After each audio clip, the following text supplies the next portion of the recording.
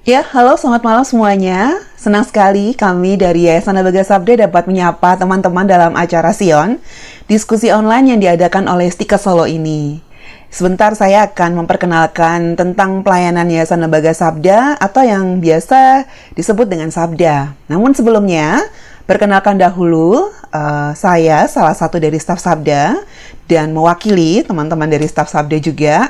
Nama saya Davida, sehari-hari saya dipanggil dengan Evi. Saya sudah melayani di Sabda sejak 2001 selepas lulus kuliah. Nah, mungkin tahun 2001 ada yang belum lahir kali ya.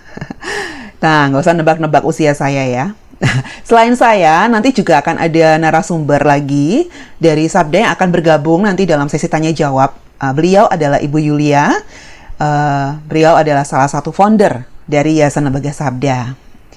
Ya, hari ini saya akan membagikan visi pelayanan Sabda yang sangat kami harapkan juga dapat menjadi satu gerakan bagi seluruh peserta Sion malam hari ini, yaitu tentang IT for God, teknologi untuk Tuhan. Harapan kami setelah belajar bersama mengenai topik ini, teman-teman semua bisa melihat teknologi lebih dari sekedar gadget, platform, atau gaya hidup. Bagaimana generasi muda tuh harus memandang teknologi dari kacamata Alkitab untuk kemuliaan Tuhan. Dan inilah yang menjadi salah satu kerinduan dari Yayasan Lembaga Sabda. Ya, teknologi dapat digunakan dengan tepat terutama oleh orang Kristen. Yayasan Lembaga Sabda ya berdiri sejak tahun 94. Ya, sudah lebih dari 25 tahun. Dan memang sejak awal Tuhan memanggil para pendiri Sabda ini, Tuhan sudah memberikan panggilan untuk fokus pada Alkitab dengan kendaraannya adalah teknologi. Nah, Sabda sendiri selain itu adalah merupakan nama yayasan ya, itu juga adalah nama dari produk pertama dan produk utama yaitu software Sabda. Software Sabda itu singkatan dari software Alkitab, Biblika, dan alat-alat. Ya, falsafah pelayanan Yayasan Lembaga Sabda adalah freely you have received, freely you give. Itu dari Matius 8 ayat 10. Prinsip ini kami ambil karena kami menyadari bahwa kita sudah menerima anugerah keselamatan cuma-cuma dari Tuhan. Karena itu, apapun yang telah Tuhan percayakan kepada kita, apapun yang Tuhan berikan kepada kita, harus kita berikan lagi, kita bagikan lagi secara cuma-cuma kepada yang lain. Itu adalah ungkapan syukur kita atas keselamatan yang telah Tuhan berikan. Oleh karena itu, berdasarkan falsafah tersebut, Sabda juga menjalankan pelayanannya secara non-profit, non-komersial, dan interdenominasi. Produk dan pelayanan dari Sabda itu bersifat gratis. Bagaimana Sabda bisa terus dalam pelayanan bisa terus berjalan karena Tuhan menggerakkan orang-orang yang terberkati dengan pelayanan Sabda untuk memberikan persembahan kasih sehingga kami semua dapat terus melakukan pelayanan ini dengan falsafah di atas. Nah, sekarang nanti ya untuk melihat lebih detail tentang perjalanan secara Ilsa ya, nanti teman-teman juga bisa lihat video tentang timeline Sabda selama 25 tahun. Panitia nanti akan menyediakan. Kita bisa lihat ini ya, ini ada satu ringkasan poster timeline perjalanan Sabda selama 25 tahun. Nanti kita lihat videonya. Dan memang selama lebih dari 25 tahun Tuhan yang memimpin, Tuhan yang menyertai Sabda untuk melaksanakan visi dari Allah, yaitu IT for God dalam bidang biblical computing dan digital ministry. Dan untuk mewujudkan visi dan misinya, Sabda terus berkomitmen untuk menjadi fasilitator, katalisator, dan infrastruktur bagi tubuh Kristus Indonesia untuk dapat mengakses dan melakukan studi Alkitab kapan saja dan di mana saja dalam seluruh platform dan teknologi. Ini yang terus menjadi perjuangan Sabda pada abad ke-21 ini, bahkan seterusnya nanti ya. Khususnya untuk para digital native. Dan mengapa Ilsa sangat tertarik dan terbeban melayani dalam bidang teknologi? Kita akan lihat nanti uraian singkat tentang poin-poin penting yang melatar belakangi visi IT for God yang dimiliki oleh Sabda. Kehadiran teknologi, kita semua menyadari ya, itu mengubah dunia dan mengubah cara pandang manusia. Di satu sisi, teknologi itu membawa banyak sekali manfaat, baik dalam bidang industri, kesehatan, pendidikan, komunikasi, dan banyak bidang lainnya. Nah, namun di sisi lain, teknologi juga berpotensi menimbulkan dampak negatif, entah dalam bidang sosial, budaya, atau bidang-bidang lain. Dan menimbang kedua hal itu, lantas bagaimana sih seharusnya orang Kristen harus menyikapi teknologi? Apa sih hubungan teknologi dengan Tuhan? Nah, sebelum kita lihat nih arti IT for God, mari kita lihat bersama di mana posisi teknologi sekarang dalam hidup kita, terutama hubungannya dengan Tuhan. Yuk, kita simak baik-baik ya. Dan sambil kita menyimaknya, kita bisa mengevaluasi diri kita masing-masing. Bagaimana kita menempatkan teknologi dan Tuhan dalam hidup kita. Yang pertama, IT or God, teknologi atau Tuhan. Nah, pandangan semacam ini menganggap bahwa urusan teknologi itu tidak ada sangkut pautnya dengan Tuhan. Dan begitu pula sebaliknya. Nah, orang yang memegang pandangan seperti ini menempatkan dirinya dalam dualisme kehidupan sekuler dan kehidupan rohani. Dan ini jelas tidak alkitabiah. Karena firman Tuhan mengajarkan juga kepada kita. Dalam 1 Korintus 10 ayat 31 ya. Jadi, entah kamu makan atau minum, entah apa saja yang kamu lakukan, lakukanlah semuanya itu untuk kemuliaan Tuhan. Nah, contoh simpelnya kita bisa lihat dalam kehidupan kita sehari-hari. Kalau misalnya untuk urusan rohani, ya, di HP kita tuh nggak ada apapun yang berhubungan dengan urusan rohani. Bahkan mungkin kalau ke gereja, tinggalin aja dulu di rumah. Atau bahkan kalau di gereja pun kita pakai bukan untuk urusan gereja ya. Nah, tapi kalau untuk urusan di luar urusan rohani, urusan luar gereja, wah, HP bisa dimanfaatkan luar biasa. Untuk kesenangan kita, untuk nge-game, ya, untuk TikTokan mungkin, untuk jadi YouTuber, atau jadi Telegram, ya, wah, dan sebagainya. Pokoknya HP-ku ini tidak ada hubungannya dengan Tuhan, titik. Apakah itu betul? Ya, mari kita tanyakan kepada diri kita. Nah, sekarang kita lihat lagi. Pandangan yang kedua. Apakah kita ada di sini? Nah, teman-teman ada di sini? Kita lihat ya. IT is greater than God. Ya. Teknologi lebih besar dari Tuhan. Dan orang yang berpandangan seperti ini biasanya tuh mereka hanya mengandalkan teknologi dalam segala aspek kehidupan mereka. Dalam masalah apapun yang mereka hadapi, bukannya datang kepada Tuhan untuk cari hikmat, minta pertolongan Tuhan dalam menghadapinya, mereka malah cari solusi lewat internet.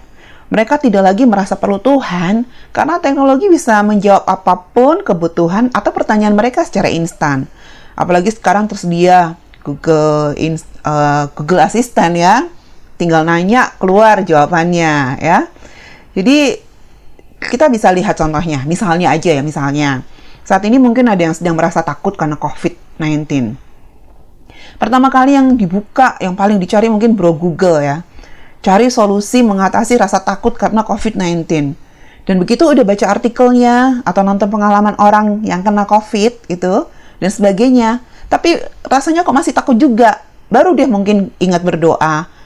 Baru dia mungkin ingat Tuhan, ya.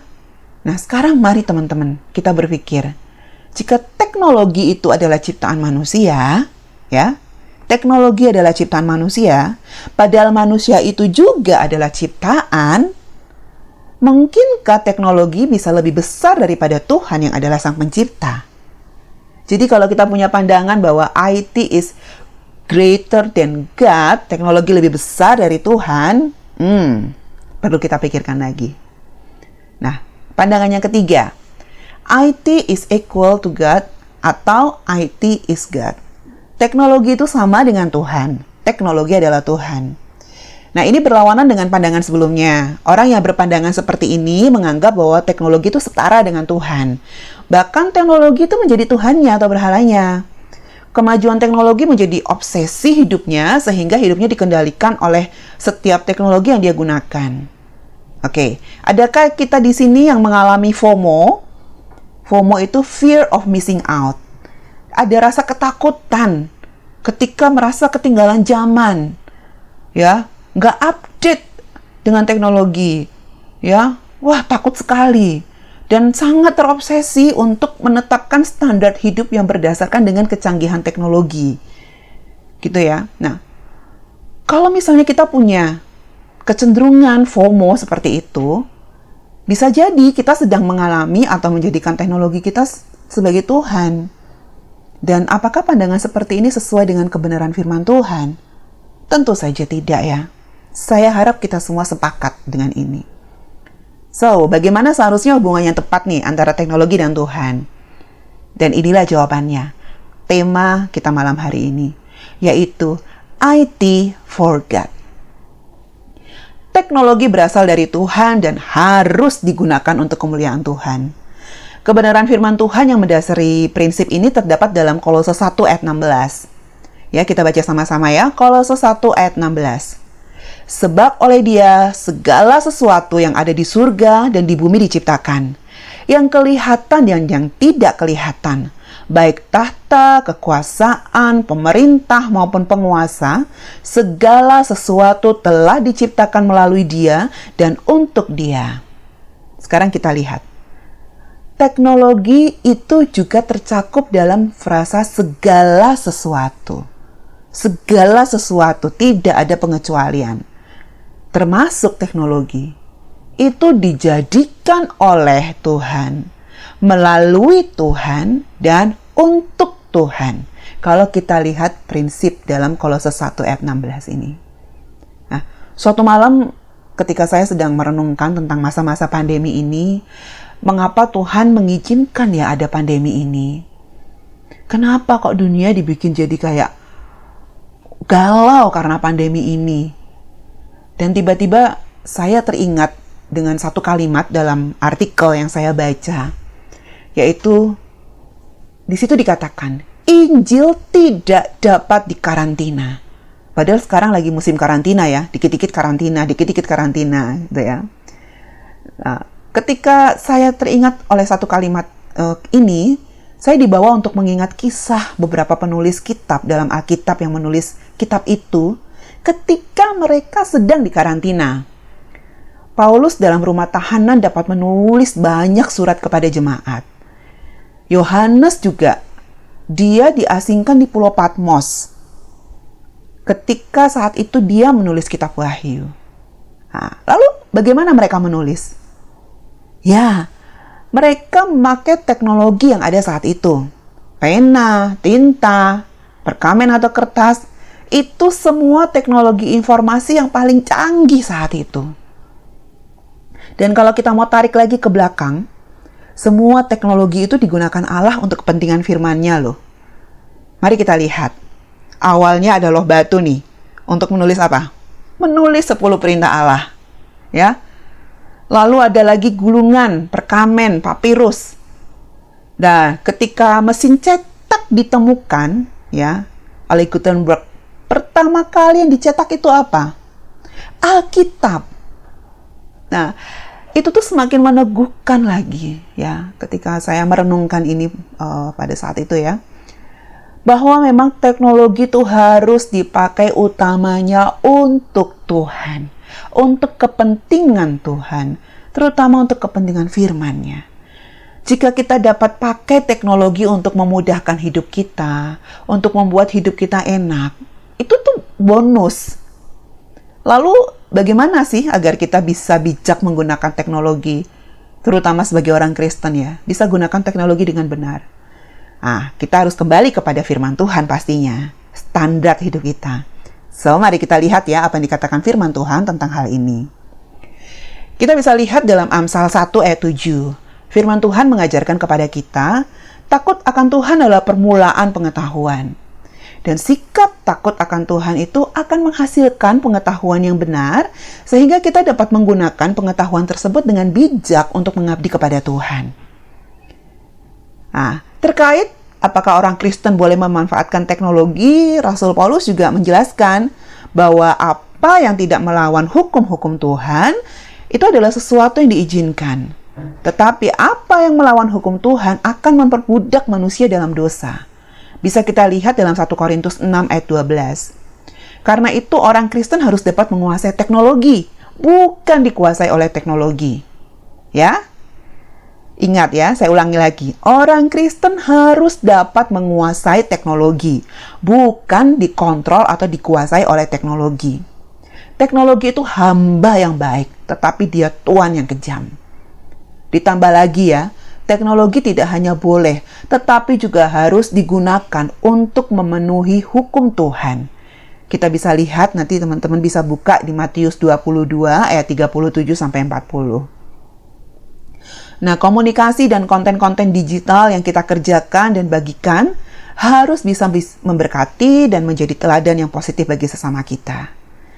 Nah, sekarang mari kita lihat ya, bagaimana dengan postingan sosial media kita, postingan Instagram dan sebagainya. Apakah sudah mencerminkan bahwa kita menggunakan teknologi untuk kemuliaan Tuhan? Nah, sekarang nih, bagaimana nih secara praktis para generasi muda, generasi layar nih ya, generasi gadget, generasi medsos ini, yang katanya generasi yang sangat kreatif ini, dapat menerapkan IT for God dalam hidup mereka. Nah, sebelum dapat kita menerapkan IT for God dalam kehidupan kita, mengimplementasikan IT for God dalam kehidupan kita, satu hal yang perlu kita sadari, bahwa kita hanya dapat menggunakan apapun dalam hidup untuk memuliakan Tuhan bila kita sudah ditebus dan menerima Kristus sebagai juru selamat kita. Nah, dengan begitu, setiap hari kita akan menerima pimpinan Roh Kudus untuk terus memuliakan Dia, termasuk menggunakan teknologi untuk kemuliaan Tuhan. Sekarang mari kita lihat yuk, bagaimana kita dapat menggunakan teknologi untuk kemuliaan Tuhan. Yang pertama, kita harus sehat secara digital. Wah, maksudnya gimana tuh harus sehat secara digital? Ya, agar dapat menggunakan teknologi untuk kemuliaan Tuhan, pastinya kita tidak boleh terjebak dalam dampak negatif penggunaan teknologi. Tidak terseret oleh teknologi itu, ya. Nah, untuk itu kita harus selalu dalam keadaan sehat secara digital. Di sini saya ingin memperkenalkan tentang digital quotient atau DQ. Nah, hubungannya dengan kesehatan secara digital. Kalau IQ dan EQ mungkin kita semua sudah sering dengar ya. Nah, DQ inilah yang bisa menjadi tolok ukur kesehatan kita secara digital. DQ atau kecerdasan digital adalah himpunan kemampuan sosial, emosional, dan kognitif yang memungkinkan individu menghadapi tantangan dan beradaptasi dengan tuntutan kehidupan digital. Dan DQ ini sendiri merupakan keterampilan yang harus dimiliki warga digital sebagai bagian dari kewarganegaraan digital. Kita warga digital kan ya? Ya, kita hidup di era digital. Kita menggunakan apa? Kita menggunakan semua teknologi informasi yang saat ini ada. Warga digital itu memanfaatkan teknologi informasi untuk membangun komunitas, bekerja, dan berkreasi. Nah, kita warga digital yang baik atau bukan nih? Yang pasti, warga digital yang baik adalah orang yang sadar akan hal benar dan yang salah. Dia menunjukkan kecerdasan perilaku teknologi dan bisa membuat pilihan yang tepat saat menggunakan teknologi. Untuk itu kita perlu memiliki 8 keterampilan kewarganegaraan digital. Nah, yaitu ada 8 nih ya. Yang pertama, digital identity. Nah, orang yang sehat secara digital, dia akan sangat berhati-hati dengan identitasnya dalam dunia digital. Karena apa? Identitas itu dapat dicuri dan kita sudah sering mungkin baca bagaimana pencurian identitas dalam dunia maya karena kecerobohan orang-orang yang tidak peduli dengan identitasnya. Oke, oleh karena itu, mari ya, kita bijaksana dalam mengungkapkan identitas kita secara online.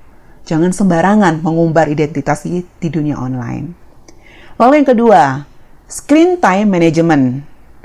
Orang yang punya screen time management yang baik, ini biasanya contohnya tanda-tandanya adalah dia dapat mengontrol dirinya, dia dapat memanage waktunya untuk menggunakan HP-nya. Nah, tanda screen time management yang baik adalah dia tuh tidak akan selalu harus lihat layar HP-nya. Nggak ada notifikasi aja, ya. Seolah-olah setiap saat itu selalu ada notifikasi di HP-nya. Jadi dia harus selalu lihat HP-nya. Kalau di sampingnya nggak ada HP, dia akan merasa sangat gelisah, keringat dingin, gitu ya. Nah, itu tanda-tanda kita nggak punya screen time management yang baik.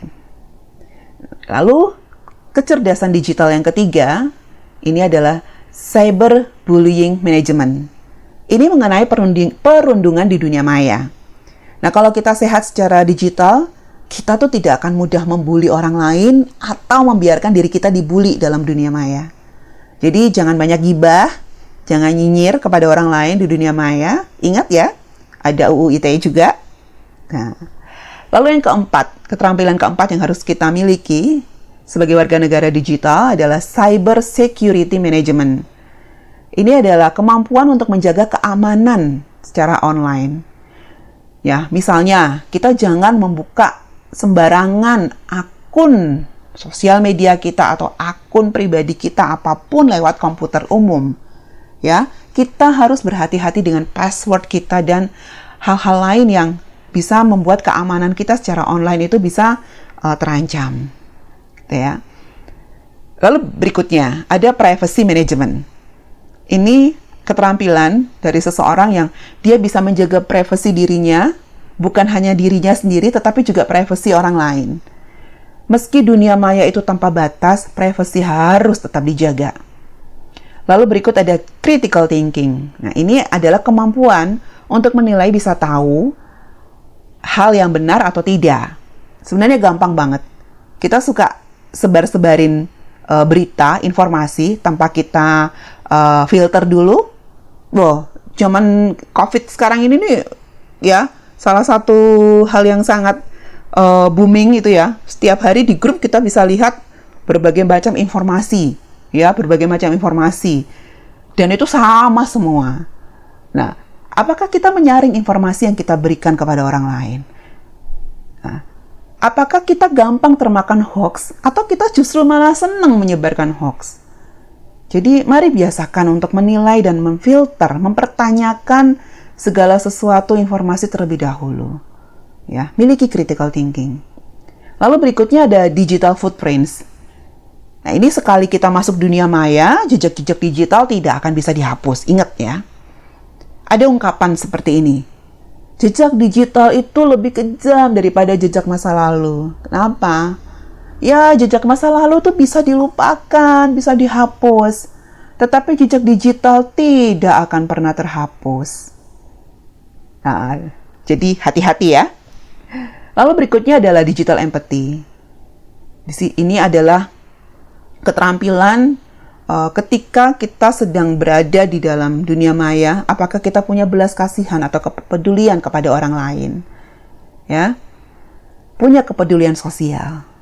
Nah, bagaimana nih dari 8 keterampilan yang sudah disebut sebagai warga negara digital?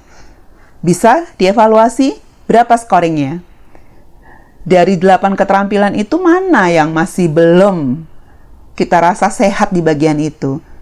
Ada 1, 2, semuanya nggak sehat? Ya, jika dari 8 keterampilan yang secara sekuler ini aja kita masih belum sehat, bagaimana kita bisa gunakan teknologi untuk memuliakan Tuhan? Penjelasan lengkap mengenai DQ dan hubungannya dengan kekristenan bisa nanti dilihat dalam YouTube tentang digital quotient, ya, yang pada tahun 2018 yang lalu Sabda adakan. Panitia juga sudah punya sudah punya videonya. Nanti bisa minta ke panitia. Ini link YouTube-nya untuk yang sesi pertama. Nah, sekarang kita masuk yang kedua. Tadi yang pertama, kita harus sehat secara digital supaya kita bisa melaksanakan IT for God. Lalu yang kedua adalah gunakan gadget untuk menunjang pertumbuhan rohani kita. Saya mau tanya nih, seberapa besar teman-teman di sini menggunakan gadgetnya untuk mendukung pertumbuhan rohaninya secara sadar? Waduh, nggak tahu.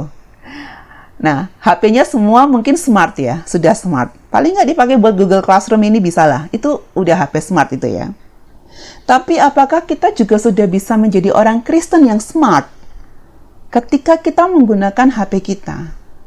Apakah kita punya sistem untuk belajar firman Tuhan dengan HP kita? Ilsa memiliki satu gerakan yang namanya Ayo PA.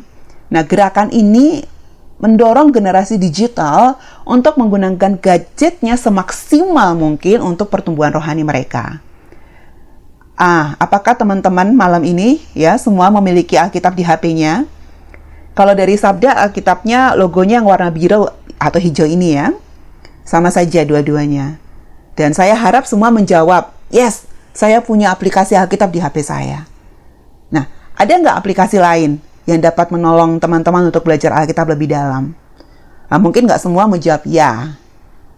Nah, gerakan Ayo PA ini mendorong generasi digital untuk melakukan pendalaman Alkitab dengan gadgetnya agar setiap hari mereka bisa tetap dapat makanan rohani yang bergizi.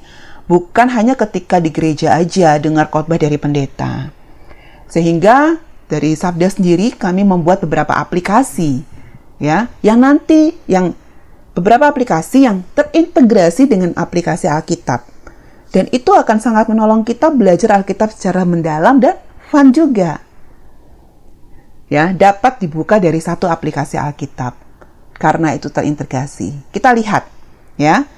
Paling nggak aplikasi-aplikasi di bawah ini dapat dipakai untuk menolong kita melakukan pendalaman Alkitab dengan gadget kita. Yang pertama, ada aplikasi Alkipedia. Aplikasi Alkipedia ini akan sangat menolong kita ya untuk melihat konteks dari satu kitab atau satu ayat yang sedang kita pelajari. Nah, aplikasi ini menolong kita untuk melihat latar belakang penulisan satu kitab, garis besar dalam satu pasal, fakta-fakta yang ada dalam kitab tersebut, dan sebagainya. Dan ini akan sangat menolong kita untuk melihat lebih dekat maksud penulis kitab tersebut, sehingga ketika kita mempelajari ayat-ayatnya, kita tidak akan melenceng dari konteksnya. Nah, lalu yang kedua, kita punya aplikasi Kamus Alkitab. Nah, dengan aplikasi ini, kita dapat mempelajari kata-kata dalam Alkitab. Mungkin kita menemukan ada kata-kata sulit yang tidak dapat kita pahami. Kita bisa lihat definisinya, atau kita bisa lihat di mana aja sih kata-kata ini terdapat dalam Alkitab. Itu bisa dilihat dalam Kamus Alkitab. Nah, lalu berikutnya ada aplikasi tafsiran. Jadi setelah kita mempelajari satu bagian dari Alkitab, kita juga dapat melihat catatan lain mengenai bagian tersebut dari orang-orang yang telah terlebih dahulu mempelajarinya. Dan kita dapat menjadikan catatan mereka sebagai referensi untuk menolong kita melihat hal-hal lain yang tidak ada dalam hasil PA kita. Jadi semakin memperkaya wawasan rohani kita. Dan bukan tidak mungkin akan mendapatkan berkat yang lebih melimpah. Berikutnya ada aplikasi peta. Nah, aplikasi ini akan sangat menolong kita untuk mempelajari titik-titik lokasi atau tempat dalam Alkitab dengan teknologi Google Map. Jadi lokasinya saat ini ya, misalnya untuk kota Bethlehem. Kalau di Google Map kita dapat lihat, oh di sini ya, suasananya seperti ini gitu ya. Itu aplikasi peta. Nah, tentu saja ada alat PA, harus ada metodenya. Sabda sendiri membuat satu metode PA yang sangat relevan dengan era teknologi ini, yaitu metode SABDA. Itu adalah singkatan dari S, simak, A, analisa, B, belajar, dan D, doa dan diskusi, dan A, aplikasi. Tutorial mengenai metode PA Sabda dan tutorial mengenai menggunakan aplikasi Alkitab Sabda untuk belajar Alkitab nanti dapat dilihat dalam lampiran video di Classwork ini ya. Nanti panitia juga akan share, ya, akan membagikan. Nah, nanti kalau kita biasa juga adakan pelatihan tersendiri untuk belajar bagaimana melakukan Ayo PA ini ya, bagaimana kita menggunakan HP untuk belajar Alkitab dengan metode SABDA. Tapi kan sekarang kita nggak bisa nih bertatap muka ya. Jadi nanti kalau corona udah pergi, ya kita bisa atur lagi pelatihannya. Ya. Jika kita terbiasa menggunakan gadget untuk mendukung pertumbuhan rohani kita, akan dengan mudah kita memiliki hikmat dan bijaksana untuk dapat menggunakan teknologi bagi kemuliaan Tuhan. Ini ada lagi nih yang seru nih. Kalau teman-teman senang baca komik, ada juga loh Alkitab yang dapat dibaca dalam bentuk komik yang bergaya Marvel Comic. Itu ada di situs komik.app dan juga ada komik readernya dalam aplikasi komik.app. Tersedia di Android ya. Nah, dari situ kita dapat belajar Alkitab juga dengan komik dalam Comic Zone. Ada di dalam komik.app/zone. Komik tersebut adalah seri kisah kasih abadi yang sudah lengkap perjanjian lama maupun perjanjian barunya, sejumlah 72 buku, terdiri dari 50 buku PL dan 22 buku PB. Nah, saya mau kasih challenge nih, setelah acara ini. Teman-teman semua, mari selesaikan kitab perjanjian baru dalam waktu 22 hari. Bisa nggak? Bisa, dengan membaca setiap komik kisah kasih abadi seri perjanjian baru ini setiap hari. Sanggup nggak? Pasti bisa. Gratis loh. Bisa dibaca secara online atau diunduh dulu jika melalui aplikasi komik.app. Nah, oke. Sudah ada dua cara bagaimana kita dapat mengimplementasikan IT for God dalam hidup kita. Yang pertama tadi, kita harus sehat secara digital. Lalu yang kedua, kita harus memanfaatkan gadget untuk pertumbuhan rohani kita. Nah, yang ketiga, eksis dalam platform online. Ya, mungkin banyak dari kita yang memutuskan, ya udahlah, kalau di dunia maya atau penggunaan teknologi nanti malah bikin kita terjerumus dalam hal-hal negatif. Buat saya atau buat orang lain, ya mendingan nggak usah eksis deh. Wah, menurut saya sih ya itu salah besar ya. Menggunakan teknologi untuk kemuliaan Tuhan itu berarti ya harus memberi dampak kepada orang lain. Supaya mereka juga dapat kenal Tuhan melalui teknologi dalam dunia maya di mana mereka berada. Kalau di situ tidak ada anak-anak Tuhan, bagaimana teknologi dapat digunakan untuk kemuliaan Tuhan? Dan ingat, kalau kita tidak mau pakai teknologi untuk memuliakan Tuhan, siapa yang akan pakai? Iblis yang akan pakai untuk pekerjaannya. Jadi, mari ya, kita eksis nih. Kita eksis di dunia maya dalam platform-platform online untuk membawa teknologi bagi kemuliaan Tuhan. Nah, jadi ya, mari kita tetap eksis untuk tujuan yang lebih besar, yaitu untuk kemuliaan Tuhan. Mari kita aplikasikan kecerdasan digital dan hasil PA kita dalam berbagai platform dan media sosial yang kita ikuti. Jangan malah diam aja. Ya, berikan pendapat, ya, berikan pencerahan. Dan firman Tuhan yang sudah kita pelajari pasti dapat menuntun kita untuk bisa memberikan jawab yang benar, menuntun kita untuk membuat konten-konten atau komentar-komentar yang akan memuliakan Tuhan. Nah, jika memungkinkan, saya yakin nih anak-anak muda nih ya, kreatif nih. Gunakan kreativitas kita untuk menjadi content creator dalam dunia maya. Kalian nih generasi muda, screen generation, pasti punya banyak ide, punya skill, bahkan otodidak ya. Dan punya banyak sekali kreativitas untuk membuat berbagai konten yang berguna, yang berdampak dan memuliakan Tuhan. Bisa lewat tulisan, foto, slide presentasi, video, gambar, dan sebagainya. Kalian deh yang lebih tahu. Nah, ya, sebagai penutup, teknologi sudah dan akan selalu menjadi bagian dari hidup kita. Nah, masalahnya hanya bagaimana kita bisa memanfaatkan teknologi-teknologi itu untuk berbakti kepada Tuhan dan menjadi berkat bagi sesama. Oleh karena itu, mari kita berkomitmen untuk terus menggunakan segala macam teknologi yang telah Tuhan berikan kepada kita. Nah, Sabda memberikan apresiasi besar kepada panitia dan peserta Sion ini ya. Ini adalah salah satu contoh konkret loh, bagaimana kita bisa menggunakan teknologi untuk memuliakan Tuhan. Mari kita makin proaktif, memanfaatkan berbagai kecanggihan teknologi untuk pertumbuhan rohani kita dan tubuh Kristus pada umumnya. Ini langkah yang saya rasa sangat baik ya, dan lanjutkan untuk kegiatan-kegiatan berikutnya. Nah, akhir kata, mari kita melihat teknologi baru sebagai kesempatan untuk memajukan kerajaan Allah. Teknologi berasal dari Tuhan dan harus digunakan untuk kemuliaan Tuhan. Saya ucapkan salam IT for God. Tuhan Yesus memberkati.